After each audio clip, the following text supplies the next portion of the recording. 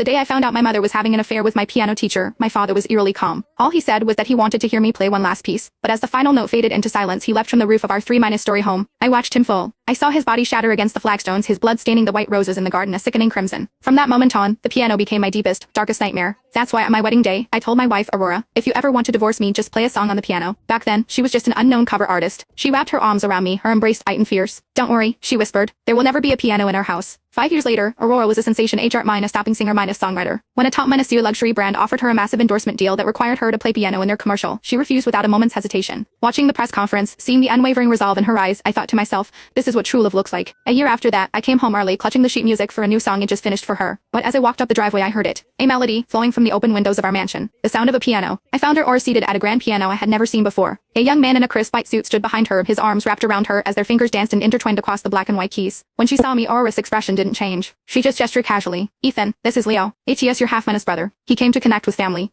I stared at her, and a slow, cold smile spread across my face. My father only had one son. In that instant I knew. Our marriage was over. I sat before my father's grave for 3 hours, the silence broken only by the wind whispering through the cypress trees. The sky was a heavy, oppressive gray, a cruel echo of the day he left me. In my head, a phantom concerto played on a loop. The piano. It used to be my world. 10 years ago today my mother ran off with my piano teacher. And my father, my quiet, gentle father, ended his life to the soundtrack of my playing. After that, the piano became a ghost that haunted my every waking moment. A nightmare I could never escape. I've always believed I was the one who killed him. If I had never learned to play, if I hadn't touched the keys that day, maybe he would still be here. And now 10 years later, my own wife had invited the son of that monster into my home, sat him down at a piano, and let him tear open my oldest, deepest wound. The most bitter irony, the piece they were playing was a melody I recognized, a variation of the breakout hit I wrote for Aurora, the song that launched her into stardom. The ladder I had painstakingly built for her, plank by painful plank, had just become the blade she plunged into my back. Finally, I stood up to leave, my joints stiff and cold. As I walked away from my father's final resting place, my phone rang. It was Aurora. It's late. Why aren't you home? She asked, her tone flat. I said nothing. The all-made the Ethan of yesterday would have been bursting with excitement. I would have told her the new song was my best work yet, that it would solidify her legacy, take her to heights she'd only dreamed of. But now the words felt like ash in my mouth. Silence stretched between us. When I didn't answer, her voice sharpened, climbing a few degrees. Did you hear me? I'm talking to you. I'm at the cemetery, I said, my voice hollow. A pause on her end. Then with a sigh of impatience she said, you're not seriously upset about me playing the piano with Leo, are you?